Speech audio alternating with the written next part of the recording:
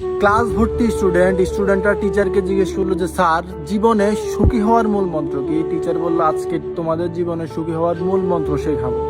সবাই প্রত্যেকে যাও, একটা করে বেলুন নিয়ে আসো, যে যার বেলুনে নিজেদের নাম লিখো, বেলুনটা ফুলাও, ক্লাসের ঠিক মাঝখানে জড়ো করে রাখো। সবাই একটি করে বেলুন আনলো, ফুলালো, নিজেদের নাম লিখলো, ক্লাসের ঠিক মাঝখানে রাখলো। এখন স্যার বললো, তোমাদের জন্য সময় 1 মিনিট, তোমরা যে যার বেলুনটি খুঁজে বের করো। সময় স্টার্ট করার পরে যে যার বেলুনটি খুঁজতে লাগলো। তাড়াহুড়োয় অনেকগুলো বেলুন ফুটে গেল, কিছু বেলুন নষ্ট হলো। হাতে গোনা 2-1 স্টুডেন্ট নিজেদের নাম লিখা বেলুনটি পেল। টিচার পুনরায় বললো, পুনরায় আবার তোমরা একটি করে বেলুন আনো, যে যার নাম লিখো, ফুলাও, ঠিক ক্লাসের মাঝখানে আবার পুনরায় রাখো। সবাই আবার পুনরায় একটি করে বেলুন আনলো, নিজেদের নাম লিখলো, ফুলালো, ক্লাসের মাঝখানে রাখলো।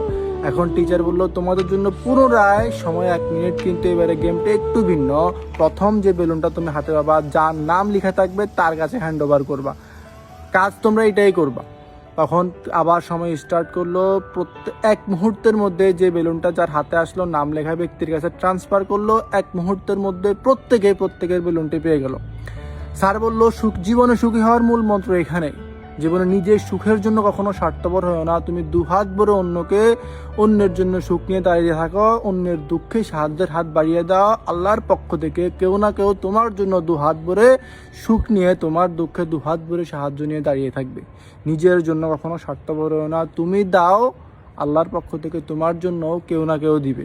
জীবনে এটাই হচ্ছে আসল সুখ, জীবনে এটাই হচ্ছে সুখী হওয়ার মূল মন্ত্র। ধন্যবাদ।